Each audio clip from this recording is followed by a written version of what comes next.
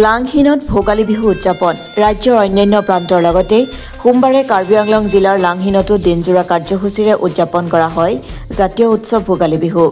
উল্লেখ্য যে লাংহিন আঞ্চলিক ভোগালী বিহু সমিতিৰ উদ্যোগত আৰু লাংহিন নগৰস্থিত ফুলনি শাখা সাহিত্য সভাৰ কাৰ্যালয় প্ৰাংগণত আয়োজিত ভোগালী বিহু উৎসৱৰ পুৱা গছপুলি ৰোপণ কাৰ্যসূচী শুভাৰম্ভ কৰে শিক্ষক সঞ্জীৱ বৰুৱাই। পতাকা উত্তোলন কৰে উদযাপন সমিতিৰ সভাপতি ৰাজীৱ হাজৰিকাই। স্মৃতি তৰ্পণ কাৰ্যসূচীত মুখ্য তৰ্পক হিচাপে উপস্থিত থাকে ফুলনি শাখা সাহিত্য সভাৰ সভাপতি গগন হাজৰিকা। ইয়াৰ পিছতে খেল ধেমালি বঁটা বিতৰণী ভোগালীৰ এসাঁজ আদি কাৰ্যসূচী অনুষ্ঠিত হয়। সন্ধিয়া 5 বজাৰ পৰা আৰম্ভ হয় অসমীয়া আধুনিক গীতৰ আধাৰত একক নৃত্য প্ৰতিযোগিতা।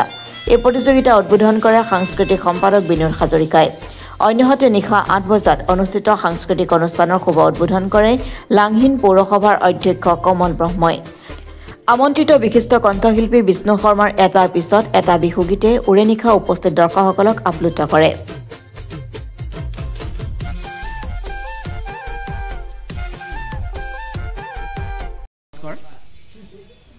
সকলোকে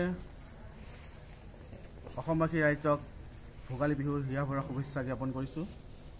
লাংহিন আঞ্চলিক ভোগালী বিহু সমিতিৰ সৌজন্যত আমি এদিনীয়া কাৰ্যসূচীৰে এই ভোগালী বিহুটি আমি উদযাপন কৰিব ওলাইছোঁ।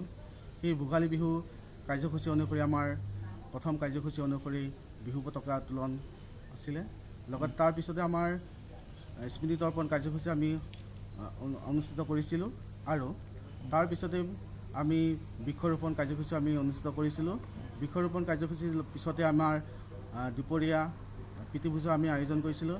এই প্ৰীতিভোজত লাংহিন অঞ্চলৰ সমূহ ৰাইজে অংশগ্ৰহণ কৰিছে আৰু তাৰ ঠিক সন্ধিয়াৰ লগে লগে আমি সদৌ গুৱাহাটীৰ পৰা আমি নিমন্ত্ৰণ কৰি অনা বিষ্ণু শৰ্মাদেৱৰ গীতৰ সৰা আমি আয়োজন কৰিছোঁ। সেয়েহে সকলো ৰাইজক উপস্থিত থাকি আমাৰ এই বিহু উদযাপন যাতে আমি সাফল্যমণ্ডিত কৰিব পাৰোঁ সকলোকে আমি অনুৰোধ জনাওঁ।